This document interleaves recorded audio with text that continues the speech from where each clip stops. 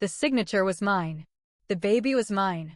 But the court papers said I was too unstable to keep her.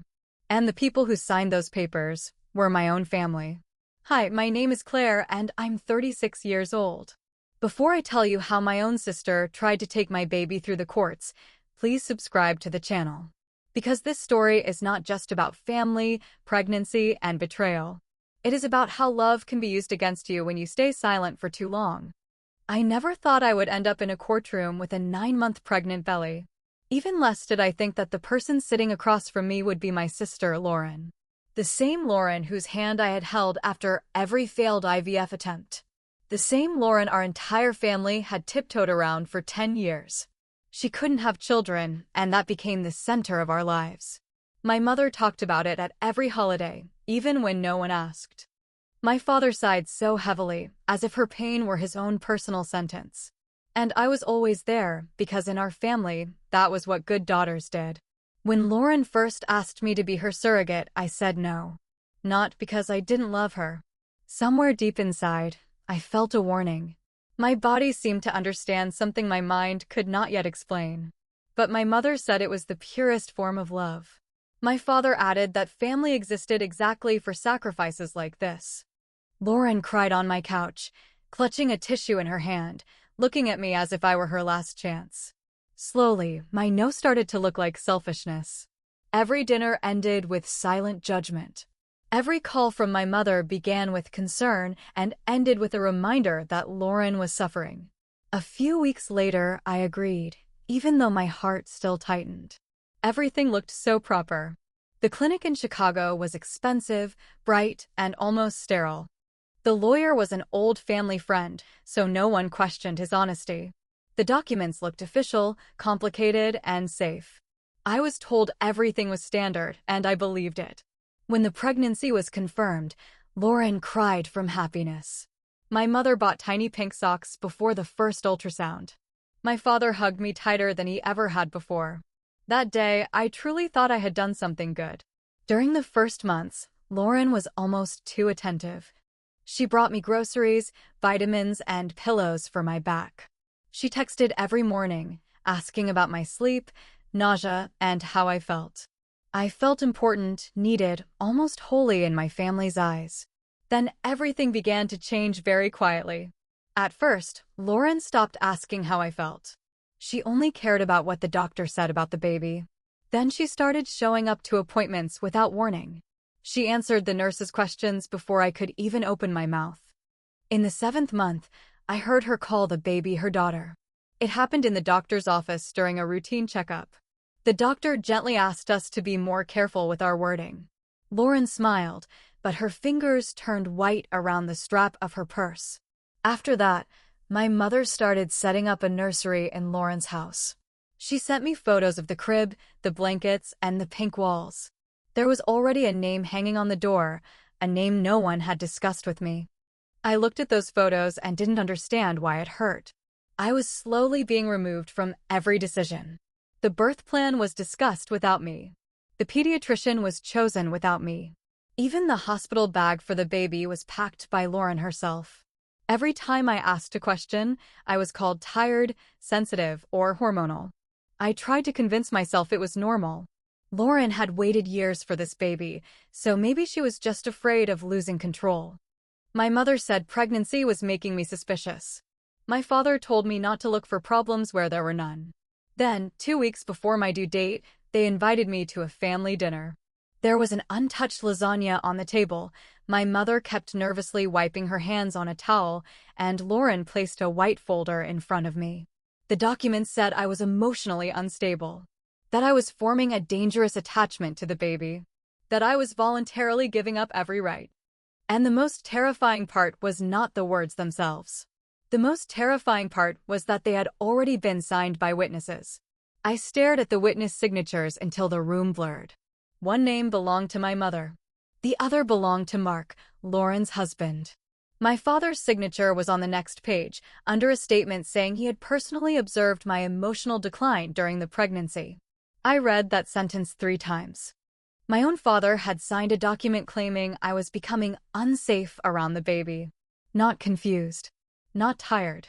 not overwhelmed. Unsafe. The kitchen felt smaller with every breath I took. The smell of lasagna made me nauseous. My ankles were swollen, my back ached, and the baby moved hard under my ribs, as if she could feel the panic rising through me. Lauren sat across from me with her hands folded neatly. She looked calm in a way that scared me more than anger would have. My mother kept crying, but not like someone who felt guilty.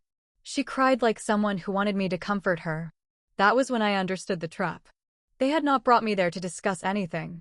They had brought me there to corner me. The dinner, the soft lighting, the family setting, the untouched food on the table. It was all arranged to make betrayal look like concern. I did not sign. I closed the folder, held it against my chest, and stood up as carefully as I could. My legs were shaking so badly I had to grip the back of the chair. No one reached out to help me. Not my mother. Not my father. Not the sister carrying the same childhood memories I carried. For the first time, I saw them not as my family, but as a room full of people who had already decided what I was allowed to be. On the drive home, I kept one hand on the steering wheel and the other on my stomach. Every few minutes, I checked the rearview mirror, even though I knew no one was following me. Fear does strange things to your mind. It makes ordinary headlights look like threats. It makes every phone vibration feel like the beginning of disaster. By the time I got home, I had 12 missed calls. 5 from my mother. 3 from Lauren. 2 from my father. 2 from a number I did not recognize. I did not answer any of them. Instead, I sat on the edge of my bed and opened the folder again. This time, I forced myself to read every page slowly. The language was cold and polished. It described me as unstable, emotionally attached, confused about the agreement, and at risk of interfering with the intended parent's custody. But the deeper I read, the worse it became. There were notes about doctor visits I did not remember sharing. There were summaries of private conversations I had only had with my mother. There were dates, examples, and statements twisted just enough to sound believable. When I had once told my mother I felt sad thinking about the hospital goodbye, the document described it as obsessive attachment. When I asked Lauren whether I could hold the baby after delivery, the document called it a warning sign. When I cried after a painful appointment, it became evidence of instability. My own feelings had been collected, rearranged, and sharpened into weapons. Near the end of the folder, I found a proposed birth plan. I had never seen it before. According to that plan, Lauren would be listed as the primary contact at the hospital. Mark would make medical decisions for the baby. My mother would stay in the delivery room as emotional support. My name appeared only once. I was listed as the gestational carrier. Not sister. Not patient. Not mother. Not even Claire in any meaningful way. Just the body. That night, I barely slept. I kept imagining what would happen if I went into labor early. Would the hospital listen to me? Would Lauren already have paperwork waiting? Would my parents tell nurses I was unstable before I even had the chance to speak? At dawn, I called the clinic and asked for my complete medical file. The receptionist sounded surprised, then careful. She said requests like that had to go through their records department. Something about her tone made my stomach tighten again. An hour later, my phone lit up with a message from Lauren. She wrote that I was making things harder than they needed to be. She wrote that stress was bad for the baby. She wrote that if I loved her, I would stop acting like the victim. I deleted nothing. I screenshotted everything.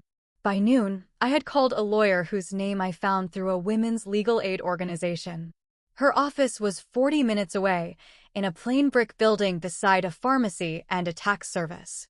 It looked nothing like the polished office where I had signed the surrogacy papers. But the woman who met me there looked at the folder for less than 10 minutes before her face changed. She asked whether Richard, the family lawyer, had ever told me in writing that he represented only Lauren and Mark. He had not. She asked whether I had separate legal counsel before signing the original agreement. I had not. Then she turned one page around and pointed to a clause I had never understood. That was the moment the room went silent around me. Because according to the original agreement, the embryo had not been created from Lauren's egg. It had been created from mine. The clause looked harmless at first. It was buried under medical language, surrounded by words I had trusted because they sounded official. But once my lawyer explained it, the meaning became terrifyingly simple. The child I was carrying was not only growing inside my body. She was genetically mine. Lauren had known. Mark had known. Richard, the family lawyer, had known. And somehow, I was the only person in the center of it who had been left in the dark.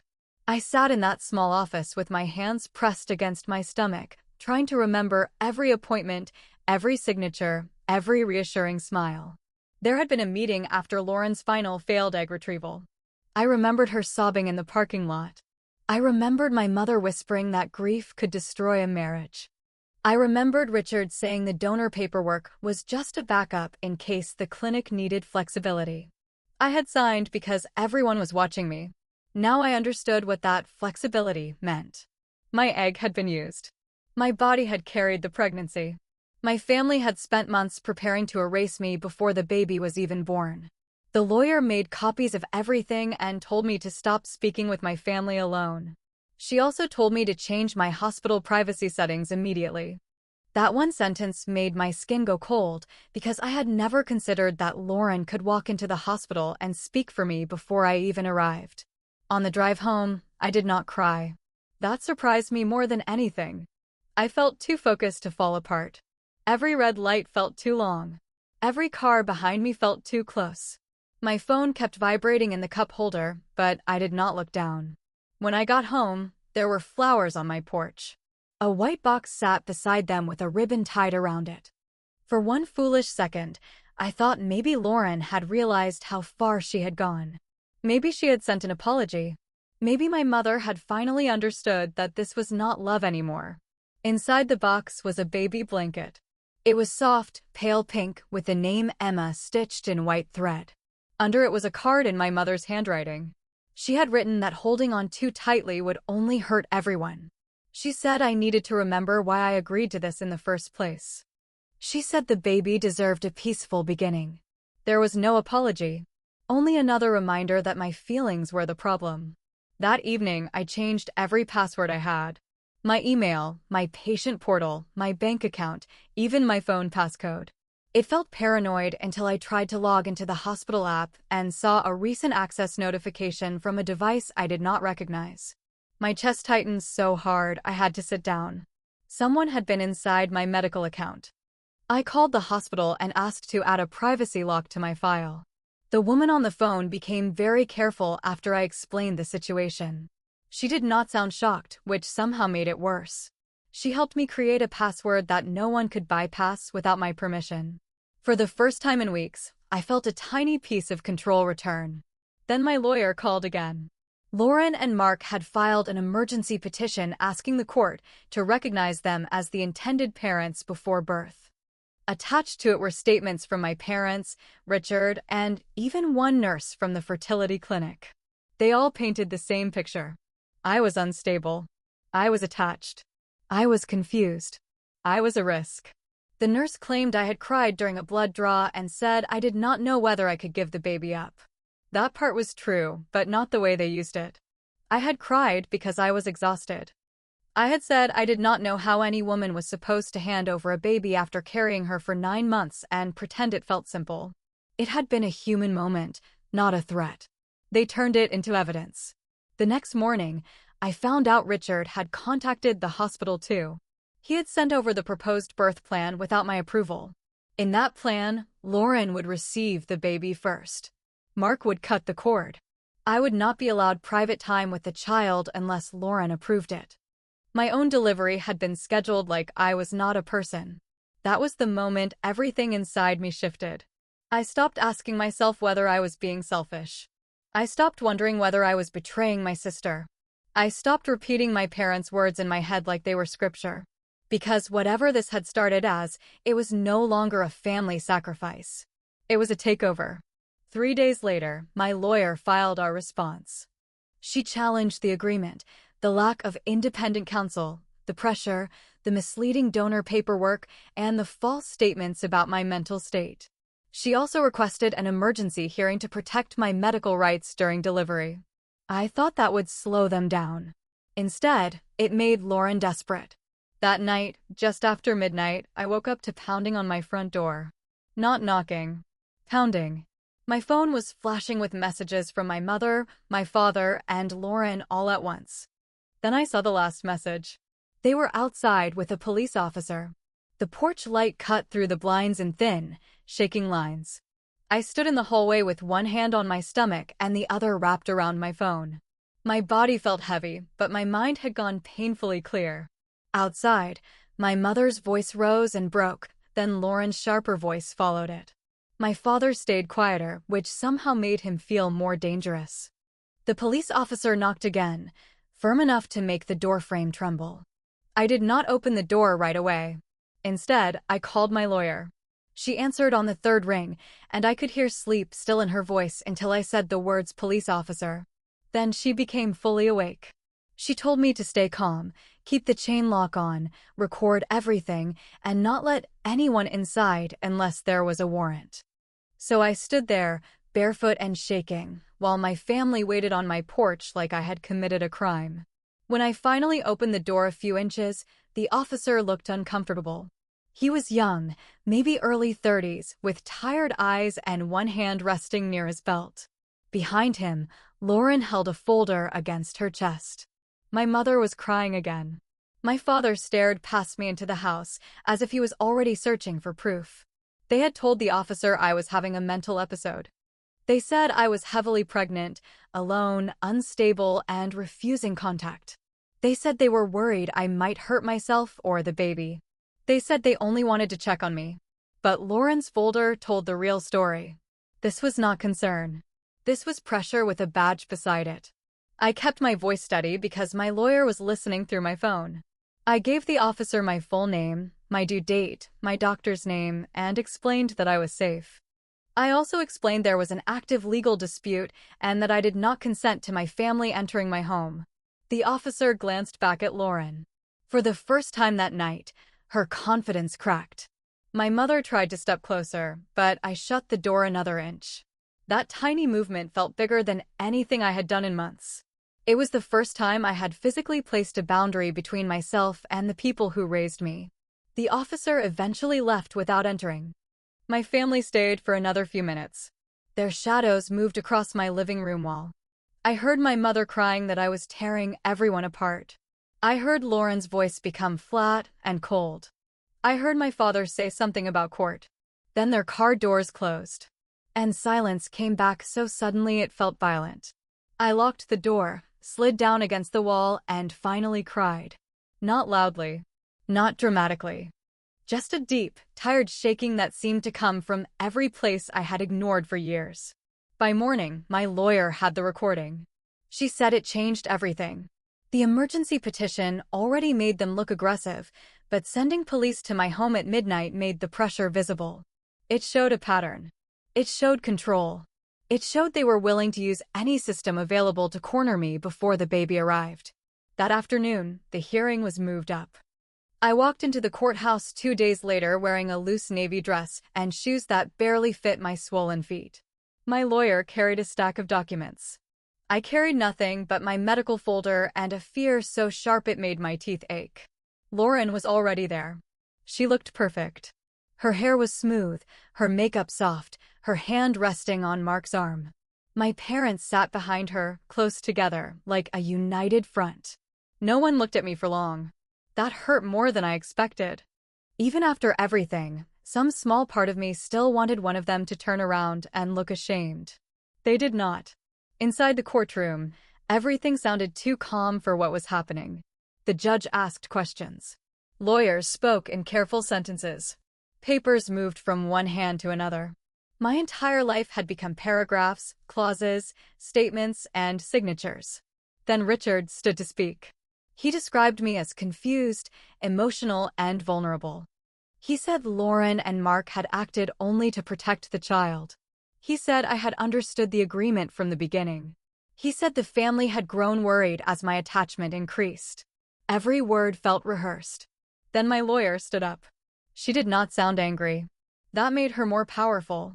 She walked the judge through the missing independent counsel, the unclear donor language, the witness statements signed before I had seen the documents, and the hospital plan submitted without my approval. Then she played the recording from my doorway. The courtroom went quiet. For the first time, everyone heard what my family sounded like when they thought no judge was listening. My mother's crying did not sound loving.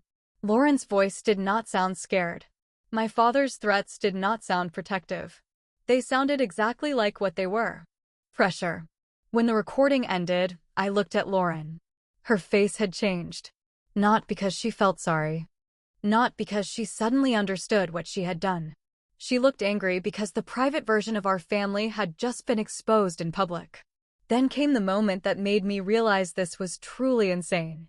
My lawyer presented the clinic records. The judge leaned forward. Richard shifted in his chair. Mark looked down at the table. Lauren went completely still. The records showed that my egg had been used after Lauren's final failed retrieval. They also showed a consent form with my signature attached to the donor section. But the signature was not mine. For a moment, I could not breathe. My body was sitting in that courtroom, swollen, aching, and terrified. But my mind had gone back to that clinic office in Chicago. I remembered the pen in my hand. I remembered Lauren crying beside me. I remembered Richard sliding papers across the table like they meant nothing. Now the judge was looking at a signature that looked almost right. Almost. The letters had the same shape at first glance. The C had the same wide loop. The last name leaned slightly to the right, the way mine sometimes did. But I knew my own hand. I knew the little break before the final letters. I knew I never crossed my T's that low. Someone had practiced. My lawyer did not accuse anyone dramatically. She simply placed my real signatures beside the clinic form. Then she added copies from my driver's license, my work contract, and the original surrogacy paperwork. The difference became impossible to ignore. Lauren stared straight ahead, refusing to blink. Mark rubbed both hands over his face. Richard suddenly looked much older. The judge ordered a pause, and everyone stepped into the hallway. I moved slowly, one hand pressed under my belly, trying not to show how badly my legs were shaking. My lawyer stayed close enough that I could feel protected without feeling helpless. Across the hall, my mother finally looked at me. There was fear on her face, but not the kind I needed. She was not afraid for me. She was afraid of what might happen to them. That realization landed harder than any court filing. All my life, I had confused being useful with being loved. I had been the daughter who adjusted, forgave, drove people home, paid small bills, and swallowed uncomfortable truths. Lauren had been the daughter everyone protected. Her pain was always louder, so mine always became background noise. But this time, my silence had almost cost me my child. The hearing continued after a short break. My lawyer asked for immediate protection over my medical decisions and hospital access. She also asked the court to delay any custody order until the signature issue was investigated. Lauren's side fought hard. They argued that the baby had been planned for Lauren and Mark. They described the nursery, the financial costs, the years of infertility, and the emotional harm Lauren would suffer. They made it sound like grief was a legal claim. They made it sound like wanting something badly could make it yours. I sat there listening, and something inside me went quiet. Not numb. Not broken. Just clear. I had carried this baby through nausea, pain, fear, and betrayal. I had spoken to her in the car when no one else heard me. I had protected her file, her delivery, and her truth when everyone else treated her like a promise already assigned. The judge did not make a final decision that day, but she denied Lauren and Mark's emergency request. She ordered that I remain the only person authorized to make medical decisions during delivery. She barred my family from accessing my hospital records or entering my room without my consent. For the first time in months, the law did not feel like a weapon pointed at me. It felt like a locked door. After the hearing, Lauren waited near the courthouse steps. She looked smaller outside the courtroom, but not softer. Her face was pale, her mouth tight, her eyes full of something darker than grief. I walked past her without stopping. That was one of the hardest things I had ever done.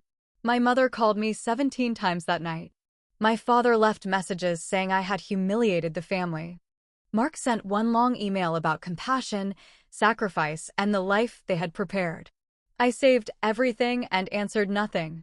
2 days later, my blood pressure spiked. Dr. Patel sent me straight to the hospital for monitoring. I remember the fluorescent lights above the bed, the cold band around my arm, and the soft thump of the baby's heartbeat filling the room. That sound should have calmed me. Instead, it made everything real. She was coming soon. My lawyer had already sent the hospital the court order. A privacy flag was placed on my file. Security had my family's names. My room number was restricted. For once, people asked what I wanted before assuming what Lauren needed. That night, while I was still being monitored, a nurse entered my room holding a printed form. Her expression was careful, the same way people look when they are carrying bad news, but trying not to spill it too quickly. The form had been faxed to labor and delivery less than an hour earlier. It claimed Lauren and Mark had temporary parental authority. It requested that the newborn be released directly to them. And at the bottom, beside Richard's name, there was an emergency court stamp. My lawyer checked it within minutes. The stamp was fake. The fake court stamp changed the room instantly. The nurse stepped back as if the paper had become dangerous. My lawyer stayed on the phone while Dr. Patel came in and read the form twice. No one raised their voice. No one needed to. The silence around that fax said enough. Lauren and Mark had not just pressured me anymore. They had tried to walk into a hospital with a fake emergency order. That was the moment I thought, this is not grief. This is not desperation. This is something much darker. Security moved fast after that. My room was changed within 20 minutes. A nurse helped me gather my bag, my charger, and the folder I now carried everywhere. They moved me to a different floor under a restricted name. My family would not be told where I was. For the first time, the hospital felt safer than home. But safety did not make my body calm down. My blood pressure stayed high. The baby's heartbeat dipped once, then steadied again. Dr. Patel stood beside the monitor with her arms folded, watching the lines like they were telling her a secret. I could tell she was worried. By midnight, I started having contractions. At first, they felt like pressure low in my back. Then they became waves that wrapped around my stomach and stole my breath. I gripped the bed rail and tried to focus on the sound of the monitor. That steady little heartbeat became the only thing I trusted. My lawyer stayed reachable by phone. A hospital social worker came in and carefully reviewed my rights. She explained that no one could remove the baby without proper legal authority. She also told me security had been given photos of Lauren, Mark, my parents, and Richard. Hearing their names listed like threats broke something in me. These were the people who once filled birthday tables and Christmas mornings. These were the people whose voices had shaped my understanding of love. Now their names were taped inside a security office because they could not be trusted near my delivery room. Around 3 in the morning, the contractions grew stronger. The pain made everything sharp. The lights, the sheets, the smell of antiseptic, the pressure of the blood pressure cuff on my arm. I kept thinking about how Lauren had planned this moment without me. She had imagined herself receiving the baby first, Mark cutting the cord, my mother crying beside her. In her version, I disappeared after doing my part. But my daughter was not a favor. She was not repayment for my sister's pain. She was not a gift my family could demand and rename. By sunrise, Dr. Patel told me I was in active labor. She spoke gently, but there was urgency beneath her calm. My blood pressure was still too high, and they did not want to wait much longer. The baby needed to come safely. I signed consent forms with shaking hands. Every signature felt different now. I read each page carefully. I asked questions. I waited for full answers. No one rushed me, and that made me realize how wrong everything before had been. Real consent does not happen under pressure. Real love does not demand your silence. Labor blurred after that. Hours folded into pain, breathing, monitors, and nurses moving around me. I remember Dr. Patel's voice guiding me. I remember gripping the sheet so tightly my fingers cramped. I remember crying once, not from weakness, but from the impossible weight of everything reaching its end. Then, just after noon, my daughter was born. Her cry filled the room before I saw her. It was small, furious, and alive. They placed her on my chest, warm and trembling, with one tiny fist pressed against my skin. I looked down at her face and felt the world narrow to one truth. No document, no signature, no family story could change what I knew in that moment. She was mine. I named her Nora. The name came to me quietly, without permission from anyone else. It felt soft but strong. It felt like a door opening after a long, dark hallway. The nurse wrote it on the temporary bracelet, and I cried harder than I had cried in court. For 6 hours, no one from my family reached us. Then security called my room. Lauren was downstairs. She was not alone. She had brought a private investigator, a second attorney, and a woman claiming to be from Child Protective Services. They were demanding access to my baby, saying there were urgent concerns about my mental state. But the hospital social worker checked the woman's identification. And what she found made my blood turn cold. The woman was not from Child Protective Services at all.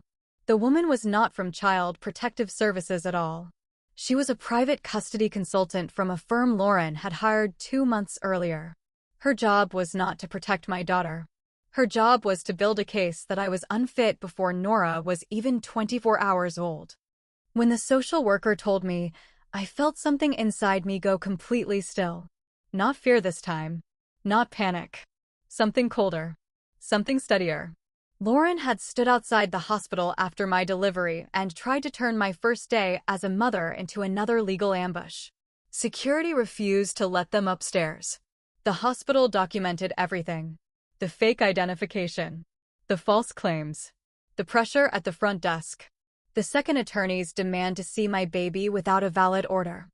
By then, even the staff who had only heard pieces of the story understood what was happening. My lawyer arrived before evening. She looked exhausted, but her eyes were sharp. She reviewed every incident from the past week, the forged clinic signature, the fake court stamp, the midnight police visit, and now the false child welfare claim. Each piece had looked terrifying alone. Together, they formed something much stronger than my family's story about concern. They formed a pattern.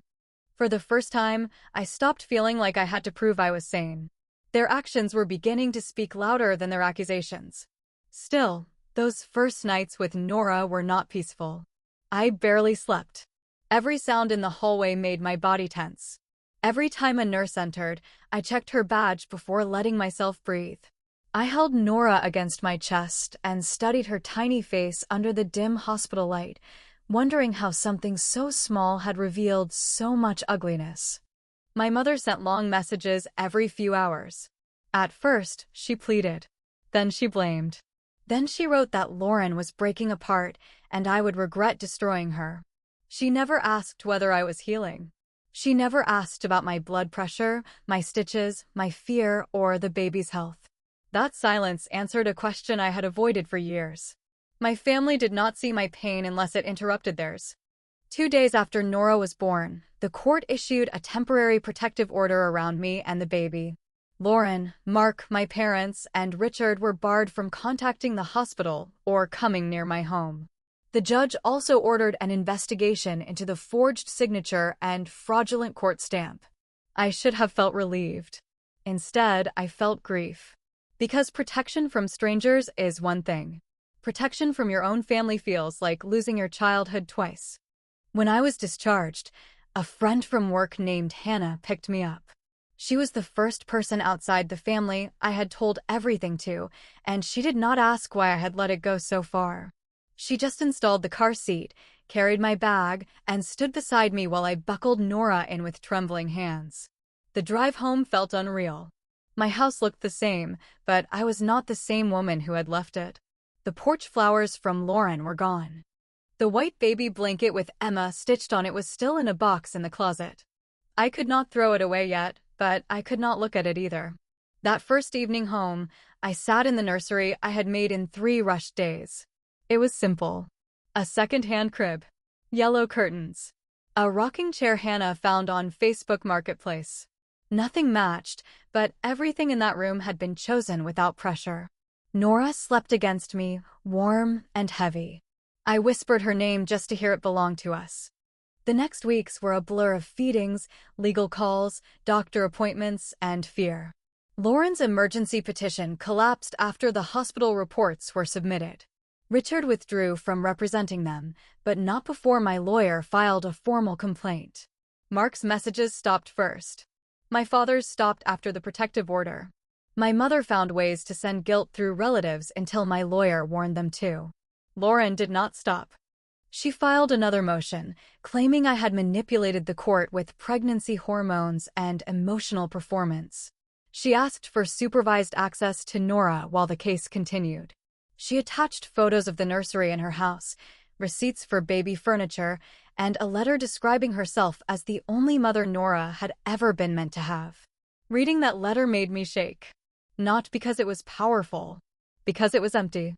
There was nothing about Nora as a person.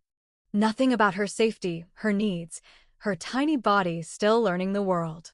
It was all about Lauren's pain, Lauren's dream, Lauren's loss, Lauren's right to be repaired by a baby. Then my lawyer found the final document. It came from the custody consultant's file, subpoenaed after the hospital incident. It was a planning memo dated before the 7th month of my pregnancy. In it, Lauren had written a sentence I will never forget. She wrote that if I became difficult, they would establish instability before delivery. That was when I knew the next hearing would not just decide custody. It would expose everything.